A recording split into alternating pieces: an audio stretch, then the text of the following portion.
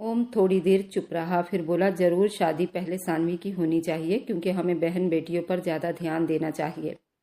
सानवी ने गर्दन झुका ली। उसके चेहरे पर हल्की सी शर्मिंदगी छा गई थी, मगर वह चुप रही। ओम ने बात चालू रखी, लेकिन मैं चाहता हूँ कि मेरे विदेश जाने से पहले कायरा से मेरी शादी हो जाए और उसे मैं अपने साथ ही लेकर जाऊँगा। ये सुनकर पल भर के लिए पूरे कमरे में बिल्कुल चुप्पी छा गई। फिर कौशल्या देवी तेजी से बोली, कायरा को ले जाने की ज़रूरत क्या है? लड़की जात है, यहीं पर रह लेगी। ओम ने निगाह भरकर अपनी दादी को देखा, पल भर को रुका। अब पहले से ज़्यादा मजबूत शब्द था। नहीं, बिल्कुल भी नहीं। जहाँ मैं रहूँगा वहीं मैं अपनी पत्नी को रखूँगा। दादी, ये मेरा आखिरी फैसला है और मुझे किसी तरह का हंगामा और बहस नहीं चाहिए। सविता देवी ने अपनी नज़रें रघुनाथ साहब की तरफ घुमाई। रघुनाथ साहब ने कुर्सी पर अपना पाँव बदलकर सीधे से बोले, ये जो कह रहा है वही ठीक है। आखिर इसे बाहर जाना है, ऐसे में ठीक होगा कि ये पहले कायरा से शादी कर ली जाए, अपनी पत्नी को साथ लेकर जाए। ओम ने सिर हिलाया। जी, और मैं चाहता हूँ ये शादी इसी हफ्ते संडे को रखा जाए। बस ज़रूरी रिश्तेदारों को ही बुलाया जाएगा। शादी में बिल्कुल सादगी होगी। मैं ज़्यादा शोर शराबा नहीं चाहता हूँ। सानवी ने पहली बार अपनी जुबान खोली थी। उसकी आवाज़ बहुत नरम थी, मगर फिक्र में दिखाई दे रही थी। भाई, कायरा की इच्छा है कि उसकी शादी धूमधाम से हो। वह बचपन से ये सपना देखती आई है। आप ऐसा मत कीजिए। ओम बिल्कुल सख्त शब्दों में बोला। नहीं सानवी, कोई ज़रूरत नहीं। धूमधाम में अक्सर नज़र लग जाती है और कायरा बहुत मासूम लड़की है। उसको बहुत जल्दी नज़र लगती है। मैं ये रिस्क बिल्कुल भी नहीं ले सकता। सविता देवी ने बेटे को देखते हुए सिर हिला दिया। रघुनाथ जी बोले, हाँ, ये तो ठीक ही कह रहे हो। कायरा जल्दी बीमार हो जाती है। ठीक होगा कि एक छोटी फंक्शन की जाए। कौशल्या देवी ने अपनी बातों पर मोहर लगाई और जैसे फैसला हो चुका हो, फिर सुखद शब्दों में बोली, अगर सबका यही फैसला है तो मेरी तरफ से भी हाँ होगी। इसी संडे को शादी कर लेते हैं। कमरे की हवाओं में अब गंभीरता फैल गई थी। हर किसी के दिल में अपने अपने ख्याल उथल पुथल हो रहे थे।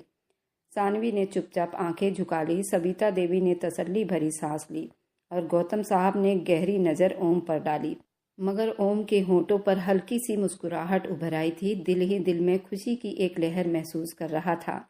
आखिरकार वह पल भी पास आ गया था जिसका वो बरसों से सपना देखता आया था। बचपन से जिस मोहब्बत को दिल में पाला था, अब वही मोहब्बत उसकी ज़िंदगी की जीवन साथी बनने वाली थी। ये एहसास उसके दिल में इतना खुशी भरा था कि पल भर को कमरे की सारी सख्ती और बहस पीछे रह गई थी। कायरा के कमरे में नरम सफ़ेद बल्ब की रोशनी जल रही थी। दीवार के साथ लगी लकड़ी के रैक पर कायरा के मेकअप के बॉक्स बिखरे हुए थे। बेड पर लेटी हुई वो मोबाइल पर रील चला रही थी। कंबल में लेटे लेटे मोबाइल पर रील स्क्रॉल कर रही थी। जैसे ही दरवाज़ा खुला और सविता देवी के साथ सानवी अंदर दाखिल हुई, वह दरवाजे की ओर चौंकी। जल्दी ही दोबारा स्क्रीन पर नज़र जमा ली।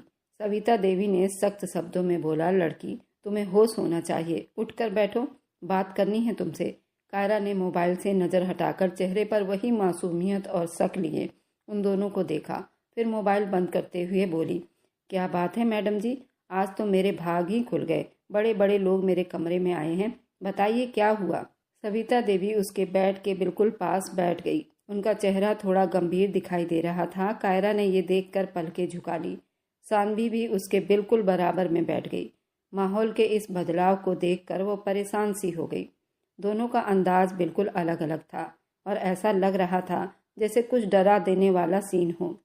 सविता देवी कायरा को देखते हुए बोली, मुझे अपनी गुड़िया से कुछ बात करनी है, कुछ वक्त मिल सकता है? सविता देवी उसका हाथ थामे हुए नरमी से बोली। कायरा ने हल्की सी मुस्कुराहट के साथ सिर हिलाया। जी आंटी जी, बिल्कुल, आप मेरी माँ जैसी हैं। आपको वक्त देने के लिए मुझे परमिशन की ज़रूरत नहीं है। सविता देवी ने गहरी सांस ली और उसके चेहरे को गौर से देखते हुए बोली, मैं हमेशा तुम्हें अपनी बेटी सानवी के बराबर ही जानती हूँ और तुमने भी मुझे अपनी माँ माना है। उसी हिसाब से मैंने तुम्हारे लिए एक फ़ैसला किया है। कायरा ने भोलेपन में अपनी पलकें झुका ली, सिर दोबारा हिलाया और विश्वास से बोली, बिल्कुल मानूंगी आंटी जी। आपने जो भी फैसला किया होगा वही मेरा फैसला होगा। आपने मुझे बचपन से पाला है। सविता देवी ने उसका हाथ और ज़्यादा मजबूती से थाम लिया और थोड़ा झुककर धीमी आवाज़ में बोली, मैंने तुम्हारी शादी तय कर दी है। ये सुनते ही कायरा की आंखें खुशी से चमक उठी। वह लगभग उछलकर बेड पर सीधी बैठ गई और खुशी से चिल्लाई, सच में बताइए ना आंटी जी, आप मजाक तो नहीं कर रही? क्या आपने सच में मेरी शादी तय कर दी है?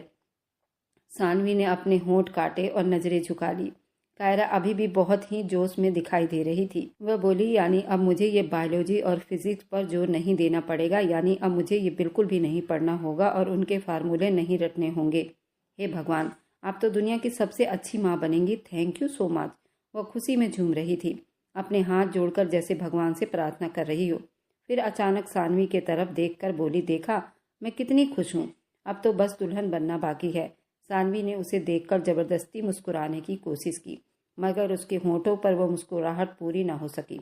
उसकी आंखों में गम झलक रहा था। अगला शब्द कायरा के लिए कितना बड़ा झटका बनने वाला है।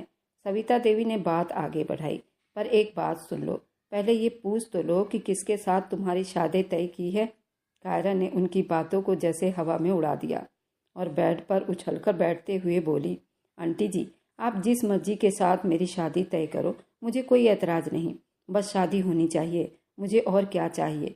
सानवी ने गहरी सांस ली, फिर थोड़ा गंभीर होकर बोली, हौसला रखो, सुन तो लो माँ क्या कह रही है।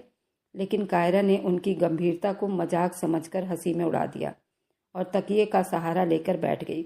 अरे सानवी, आप इतनी टेंशन वाली शक्ल क्यों बना रही हो? मुझे तो बस ये खुशी है कि मेरी शादी हो रही है, बाकी किसके साथ ये आपकी समस्या है, मेरी नहीं। सविता देवी और सानवी दोनों एक दूसरे को देखने लगी। कमरे की हवा में एक अनजाना सा सुकून फैल गया था। खिड़की के पर्दे हल्की हवा से जरा जरा हिल रहे थे, मगर अंदर का माहौल इतना बोझल हो चुका था जैसे सांस लेना भी मुश्किल लग रहा हो। कायरा ने अपनी चमकती आंखों से दोनों को देखा और तेजी से बोली, अच्छा तो बताइए किसके साथ तय की है मेरी शादी? लड़का कौन है, क्या करता है, परिवार कौन सा है, नाम क्या है, सब बताइए ना। उसकी आवाज़ में बचकानी सी खुशी, शक और चहल पहल थी, जैसे किसी बच्चे को गिफ्ट का डिब्बा दे दिया गया हो और वो बेसब्री से उसे खोलना चाहती हो। सविता देवी ने एक पल को कायरा को देखा और फिर गंभीरता से बोली, तुम दोनों बच्चे आपस में खेल कूद कर जवान हुए हो, तुम दोनों एक दूसरे को और एक दूसरे के परिवारों को भी जानते हो और वो क्या करता है ये भी तुम अच्छी तरह से जानती हो। कायरा हंसती, दोनों हाथों की हथेलियां बजाने वाले अंदाज में ऊपर उठाई और मुस्कुराकर बोली, अरे ये तो और भी ज़बरदस्त बात हो गई। अगर मैं उसे बचपन से जानती हूँ तो फिर और भी आसान हो जाएगा।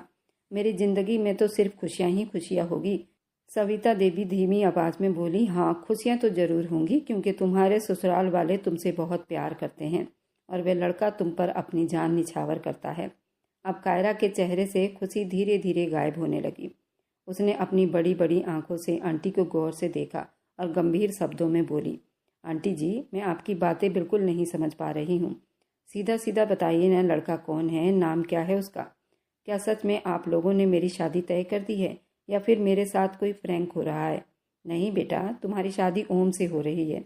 आंटी जी, मैंने तो कभी ओम को उस नज़र से नहीं देखा, मैं क्यों उनसे शादी करूँगी? उसकी आवाज़ धीमी थी मगर गुस्से की हालत में झलक रही थी। आंखों में आंसू तैरने लगे। सावित्री देवी ने नरमी से मगर मजबूत शब्दों में बोला, यह हमारा फैसला नहीं, बड़ों का फैसला है। तुम्हारी माँ के मरने के बाद ही ये तय हो गया था। तुम्हारे पिता को भी इसमें कोई एतराज़ नहीं। गौतम साहब ने भी कहा है कि बस तुम्हें बता देना। ये सुनते ही कायरा के सब्र का बांध टूट गया था। आंखों से आंसू बहने लगे थे। वह काफ़ी ऊंची आवाज़ में चिल्लाई थी, नहीं, मैं किसी कीमत पर ये शादी नहीं करूँगी। सारी ज़िंदगी मेरी उनसे डर डर कर बीती है। आप चाहती हैं कि शादी के बाद भी मेरी ज़िंदगी ऐसी नरक हो जाए? मैं कभी नहीं करूँगी ये शादी, चाहे कुछ भी हो जाए। मैं पापा को भी मना कर दूँगी, मैं ओम को भी मना कर दूँगी। वह बहुत गंभीर होकर अपने जज्बातों में डूब पड़ी। आवाज़ ऊंची हो गई थी, मैं मर जाऊँगी आंटी जी, लेकिन उनसे शादी बिल्कुल भी नहीं करूँगी। ये कहकर हिचकियों के साथ रोती हुई तेजी से उठी और वॉशरूम की तरफ भाग गई। दरवाज़ा जोर से बंद होने की आवाज़ आई। सानवी ने अपने आंसू सब्र से पीने की कोशिश की, मगर दिल में एक दर्द सा उठा। उसने अफसोस भरी नज़र उस सावित्री देवी को देखा, हल्के से नामे सिर हिला दिया। उसकी आंखें कह रही थी कि यह फैसला ठीक नहीं। सावित्री देवी के चेहरे पर परेशानी साफ नजर आ रही थी। वो बेकाबू सी हो गई थी और चुपचाप कमरे से बाहर निकल गई। पर्दे हिलते रहे। कमरे के अंदर कायरा के रोने की दबी दबी आवाज़ घूमती रही। अगले दिन दोपहर का वक्त था। सूरज अपनी पूरी चरम सीपा पर बिल्कुल सिर के ऊपर खड़ा था। खिड़कियों से छनकर कमरे में उतर रहा था।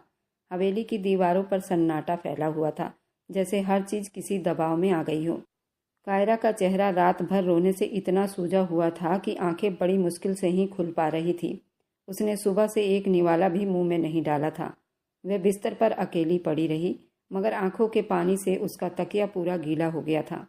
ये खबर कौसल्या देवी तक पहुंच गई थी और ओम तक भी, मगर दोनों के तेवरों में कोई नरमी नहीं आई। सब अपनी अपनी जिद पर अड़े रहे। दोपहर के खाने के बाद कौसल्या देवी ने नौकरानी के हाथ खबर भिजवाई कि कायरा को जल्दी मेरे कमरे में बुलाया जाए। ये खबर सुनते ही कायरा ने दिल पर हाथ रखा, जैसे किसी अदालत में उसे ले जाया जा रहा हो। वो बड़ी मुश्किल से खुद को संभालती हुई उठी, आंखों पर हाथ फेरा, मगर सूजी हुई पलकों से आंसू छुप ना सके। धीरे धीरे कदम बढ़ाते हुए वो कौसल्या देवी के कमरे तक पहुंची। दरवाजे पर खड़े होकर उनसे हल्की सी आवाज में उनका आदर किया, उनके पैर छुए। कौसल्या देवी अपने बिस्तर पर बैठी हुई थी।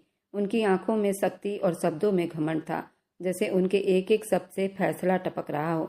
कायरा को देखते ही वह तेज शब्दों में बोली, क्या तमाशा बनाया हुआ है तुमने? ये क्या नखरेबाजी कर रही हो? कायरा की पलकें झुक गई और होंठ कांपने लगे। दिल की घबराहट आंसुओं की सूरत में बाहर निकलती हुई दिखाई दे रही थी। दादी जी, मुझे नहीं करनी ये शादी ओम से।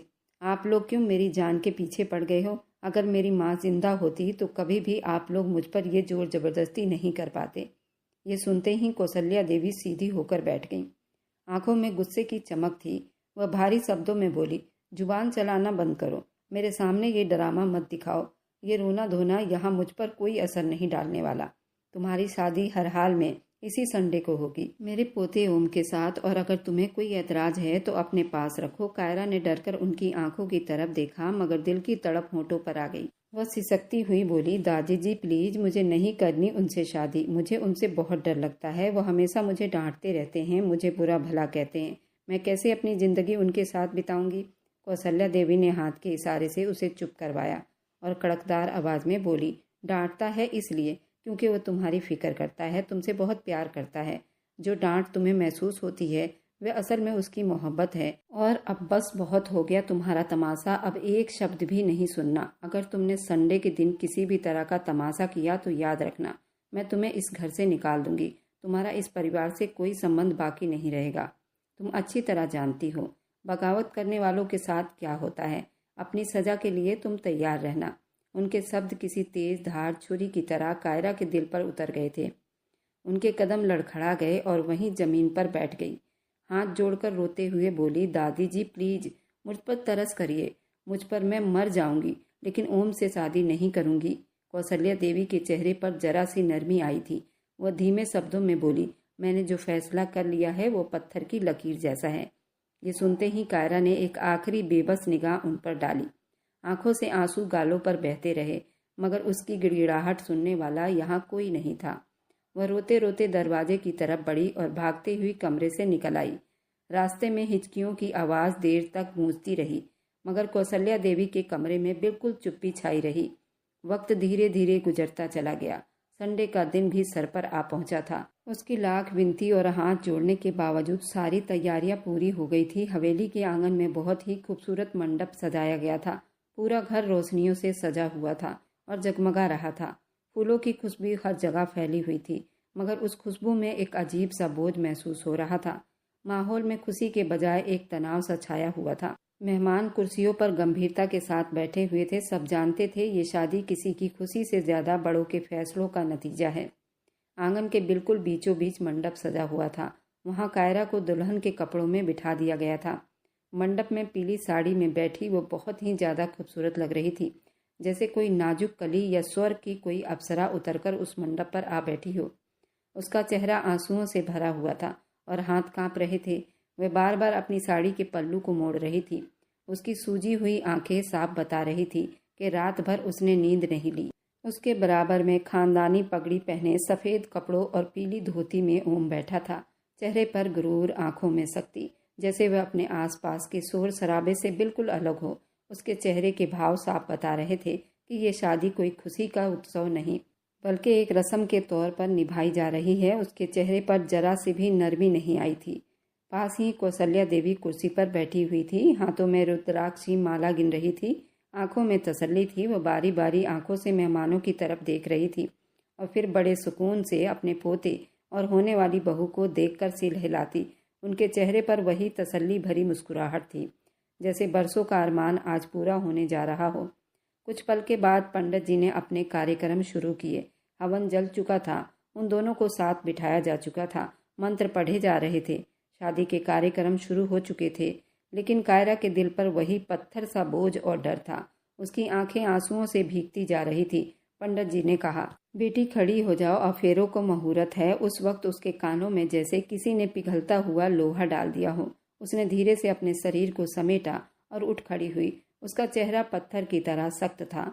पल भर के लिए उसका दिल चाहा जोर से चिल्लाकर ये सब मना कर दे, मगर आसपास बैठे सबकी नजरें कौशल्या देवी की शक्ति याद आते ही उसकी सांस रुक सी गई। उसकी पलकों से आंसू बह निकले और कांपते हुए वो पंडित जी के बोले गए मंत्रों के हिसाब से फेरे लेने लगी। रोते रोते उसने बड़ी मुश्किल से सारे फेरे पूरे किए थे। कायरा की नज़रें जमीन पर ही गड़ी हुई थी, आंखों से आंसुओं की लकीरें बह रही थी। उसने आखिरी फेरा लेते हुए लगभग जमीन पर बैठ गई। मेहमानों ने नजरें चुरा ली, कोई उसकी कमजोरी देखना ही नहीं चाहता था। फिर पंडित जी ने ओम की तरफ मुंह किया और बोले, बेटे तुम्हें ये सारे वचन निभाने हैं और अपनी पत्नी का पूरा पूरा ध्यान रखना है। ओम बिल्कुल खामोश था। उसके अंदर कोई बदलाव नहीं था, ना ही कोई हिचकिचाहट। आंगन में बैठे लोगों ने रस्म के तौर पर आशीर्वाद लिए। सबने मुस्कुराकर ओम को और कायरा को बधाई दी, मगर उस शोर में कायरा के दिल की सिसकी दब गई थी। कायरा ने सिर झुकाए रखा। उसके आंसू साड़ी के पल्लू के अंदर छुप गए, मगर दिल में चीख अब भी गूंज रही थी। मैं नहीं चाहती थी ये शादी करना। वक्त धीरे धीरे गुजर गया। शादी के बाद उसे ओम के कमरे में पहुंचा दिया गया था। कमरे का दरवाज़ा हल्की आवाज़ के साथ खुला। 2 दिनों की तैयारी और शादी के थकन के बाद हर तरफ सुकून फैला हुआ था, मगर अंदर एक अजीब सा दबाव छुपा हुआ था। कमरा गुलाब की पंखुड़ियों और हल्की खुशबू से सजा हुआ था। छत पर लटके झूमर की रोशनी कमरे में खुशबू फैला रही थी।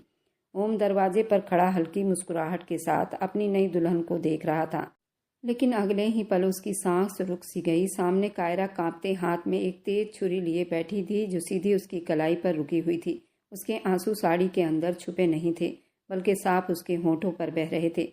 जैसे ही उसने अपने कलाई पर दबाव डाला, ओम एक झटके से आगे बढ़ा। उसने उसके हाथ से छुरी छीनकर एक तरफ फेंकी और गुस्से में आकर एक जोरदार थप्पड़ उसके मुंह पर दे मारा। पागल हो गई हो? ये कैसी हरकत है? अगर तुम्हें कुछ हो जाता तो कायरा हिचकियों के साथ रोते हुए बोली, मुझे नहीं करनी ये शादी। घर वालों ने ज़बरदस्ती की है। मैं नहीं रह सकती आपके साथ। मैं मर जाऊंगी, लेकिन सारी ज़िंदगी घुट घुट कर नहीं बिता सकती।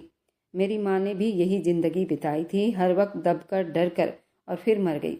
मैं नहीं चाहती कि मेरी ज़िंदगी भी वैसे ही हो। ये कहते ही वो दोबारा छुरी की तरफ लपकी। ओम ने जल्दी से उसका बाजू पकड़ा और जोर से बिस्तर पर बिठा दिया। उनकी आंखों में गुस्से के साथ बेबसी भी थी। वह झुककर उसकी आंखों में देखते हुए बोला, तुम्हारी माँ के साथ जो हुआ वो उनकी ज़िंदगी थी, लेकिन ये मेरी ज़िंदगी है और उसमें तुम शामिल हो। मैं कभी भी तुम्हें अपनी जान लेने की इजाज़त नहीं दूंगा, समझी तुम? बचपन से तुम मेरे दिल में हो। तुम्हें लगता है कि मैं तुम्हें मरने दूंगा? कायरा रोते हुए कांपते हुए शब्दों में बोली, झूठ बोल रहे हैं आप। अगर आपको मोहब्बत थी तो आप हमेशा मुझे क्यों डांटते रहते थे? ये मत करो, वो मत करो, ये मत पहनो, वहाँ मत जाओ, हर वक्त रोक टोक करते रहते थे, और अब आप कहते हैं कि मुझसे मोहब्बत करते हो। मैं क्यों विश्वास करूं? आप झूठ बोल रहे हैं। ओम ने गहरी सांस ली, थोड़ा नरम शब्दों में बोला, मैं झूठ नहीं बोल रहा। मैंने कभी मजाक नहीं किया तुम्हारे साथ। पत्नी हो तुम मेरी, शादी की है तुमसे, खेल नहीं किया। और जो मैं तुम्हें डांटता रहता हूँ वह सिर्फ तुम्हारी भलाई के लिए होता है। मैंने कभी तुम्हें दिल दुखाने के लिए कुछ नहीं बोला। वह कुछ पल चुप रहा, फिर धीरे से बोला, कायरा तुम अभी मुझे पसंद नहीं करती, लेकिन वक्त के साथ करने लगोगी। भरोसा रखो मुझ पर। मैं तुम्हारे साथ कभी भी कुछ गलत नहीं करूँगा। कायरा का दिल जैसे भीतर से पिघल गया हो। वह रोते हुए उसके सामने झुक गई और धीरे से उसके सीने से लग गई। उसका दिल बेहद भारी हो रहा था। उसके आंसू ओम के कमीज को भिगो रहे थे। मुझे नहीं करनी थी ये शादी, वो एक बार फिर बोली। ओम ने उसके कांपते कंधे पर हाथ रखा, उसे अपने सीने से लगा लिया। बस बिल्कुल चुप हो जाओ, कुछ नहीं होगा, मैं हूं ना। वह धीरे धीरे उसकी पीठ थपथपाने लगा, उसको अपने सीने से काफ़ी देर तक चिपकाए रखा, जब तक कायरा ने ओम को नहीं छोड़ा। उसके डीप गले ब्लाउज से उसका खूबसूरत फिगर यूं ही झलक रहा था। ओम ने उसे धीरे से कान में कहा, आज तुम बहुत ज़्यादा खूबसूरत लग रही हो। मैंने एक दिन तुम्हें कोरियन सीरियल देखते हुए देखा था और मैंने तुम्हें नहीं टोका था। तुम सुहाग रात का सीन देखकर बड़ी बेताब हो रही थी। मैंने तुम्हें छुपकर देखा था। मैं उसी वक्त मचल गया था, तुम्हारी मोहब्बत के लिए, तुम्हारी चाहत के लिए। लेकिन मैंने अपने आप को कंट्रोल कर लिया था। उनकी किस वाली सीन भी तुम बड़ी चाहत से देख रही थी। अब बताओ, क्या मैं वैसा लग रहा हूँ या नहीं, या तुम्हें उससे भी ज़्यादा रोमांटिक पति चाहिए? कायरा अपनी नज़रें झुकाकर शर्मीले अंदाज में होंठ कांपने लगी। उसके होंठों से कुछ भी नहीं निकल रहा था। उसके दिल की धड़कन बहुत तेज हो रही थी। जिस आदमी को उसने उस रूप में कभी नहीं देखा था, आज वही रूप लिए उसके सामने खड़ा था। बेहद हैंडसम और जवान था। कायरा का पूरा जिस्म कांपने लगा था। उसने धीरे से कायरा के डीप गले ब्लाउज के नीचे पीठ पर किस किया, जिसे वह सिहर उठी थी। उसे ओम का ये रूप देखकर उसका दिल मचल उठा था। ओम ने कायरा को बाहों में भरकर बिस्तर पर लाया। उसके डीप गले ब्लाउज को निहारते हुए पूछने लगा, कायरा, ये कपड़े तुम्हें चुभ नहीं रहे? निकाल दो इसे। और ये देखो, ज्वेलरी से तुम्हारे गले में निशान पड़ रहा है। इसे दोबारा सुबह पहन लेना। अभी सब कुछ रिमूव कर दो। वो मोटी मोटी आंखों से ओम को निहार रही थी। ओम ने धीरे धीरे उसकी ज्वेलरी और फिर उसके ब्लाउज को उसके तन से अलग किया और उसके लहंगे को उसकी कमर से अलग किया। वो बेहद खूबसूरत लग रही थी, जिसे देखकर ओम बेकाबू हो गया था। उसके होठों पर किस करता हुआ उसे घायल कर गया था। वह आनाकानी कर रही थी, शर्मा रही थी, कांप रही थी, लेकिन वह उन पीछे हटने वालों में से नहीं थी। कायरा को इतना बेकाबू कर दिया कि उसने अपने आप को उसके हवाले सौंप दिया था। अब वो धीरे धीरे सिसकियां लेती, बार बार उसके हाथों को नीचे करती, लेकिन वह तो कायरा के जिस्म में ऐसे समा गया था। कायरा भी खुद बहकती चली गई। एक चीख तेज हुई। उसके बाद सहज सहज सारी रात एक दूसरे के जिस्म से सुकून पाते रहे। कमरे में गुलाब की खुशबू, रोशनी की नमी और दुल्हन की सिसकियों का मिला जुला माहौल फैल गया। ओम की नज़र छुरी की तरफ उठी, जो फर्श पर दूर गिरी हुई थी। उसने गहरी सांस ली और अंदर ही अंदर एक फैसला किया। बेहद धीरे से अपनी सांसें उसकी सांसों से जोड़ दी।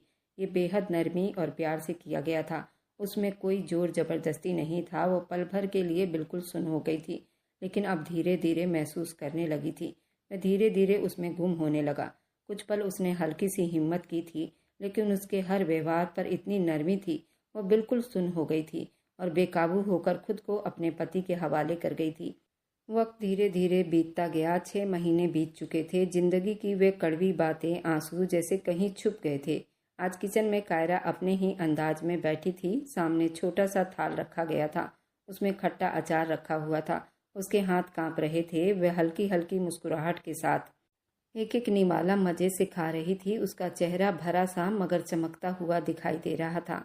वह 4 महीने से प्रेग्नेंट थी। मां बनने की खुशी उसके चेहरे पर झलक रही थी।